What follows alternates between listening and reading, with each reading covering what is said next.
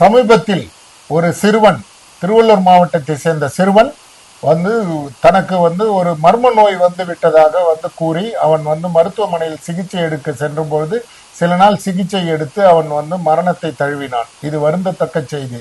என்ன நோய் அவனை தாக்கியது என்று அவனை ஆராய்ந்த பொழுது அவனுக்கு ஏற்பட்டிருக்கிற நோய் குல்லியன் பார் சிண்ட்ரோம் என்ற ஒரு நோய் கண்டறிந்தார்கள்.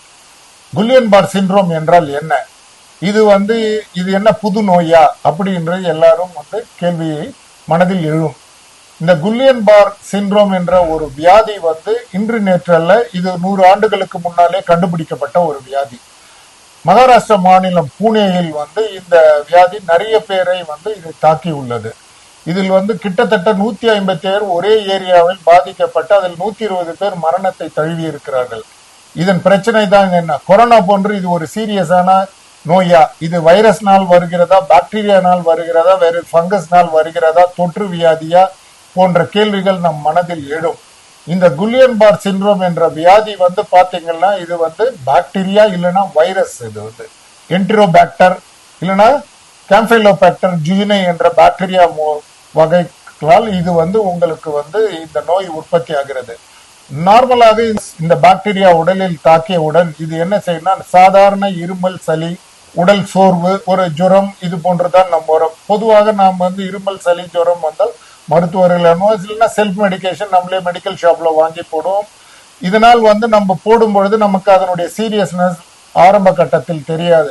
நாட்கள் ஆக ஆகத்தான் நம்ம இதனுடைய வீரியத்தன்மை உங்களுக்கு தெரிந்து அதனுடைய நோயின் தன்மை நம்ம மோசமான பிறகுதான் நாம் மருத்துவரையோ மருத்துவமனையோ அணுகி இதுக்கு உண்டான சிகிச்சையை நாம் பெறுவோம். அப்படியான நோய் தான் இது.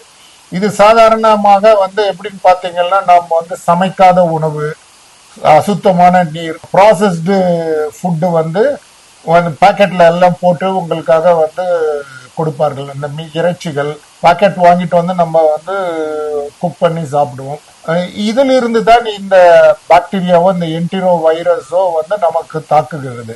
இறுதியாக பாத்தீங்கன்னா நரம்பு மண்டலத்தை பாதிக்கிறது. இந்த நரம்பு மண்டலத்தை பாதிக்கும் பொழுது முதலில் கை கால்கள் போன்று மருத்து போன்று இருக்கும். கை கால்கள் மருத்த பிறகு கொஞ்சம் கொஞ்சமாக கால்கள் இருந்த அவுட்டர் சைட் ஆஃப் த பாடியில உங்களுக்கு கொஞ்சம் கொஞ்சமாக அந்த மறுப்பு தன்மை வரும்.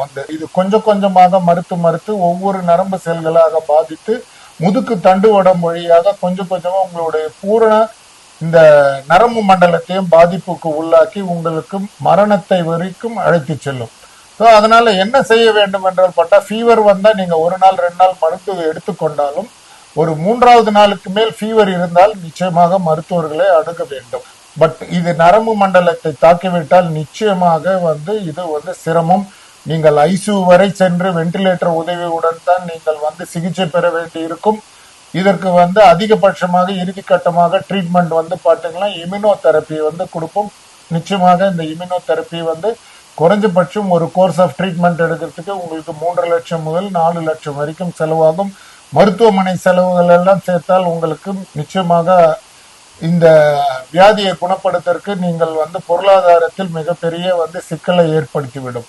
அதனால் சாதாரண காய்ச்சல் என்று அலட்சியப்படாமல் நீங்கள் உடனடியாக 2 நாள் 3 நாளைக்கு மேல் காய்ச்சல் இருந்தாலே நீங்கள் மருத்துவர்களை அணுகி இந்த வியாதியினுடைய தன்மையை தெரிந்து கொண்டு மருத்துவர்களை அணுக வேண்டும். மருத்துவர்கள் இதற்கு உரியான சிகிச்சை நிச்சயமாக தருவார்கள்.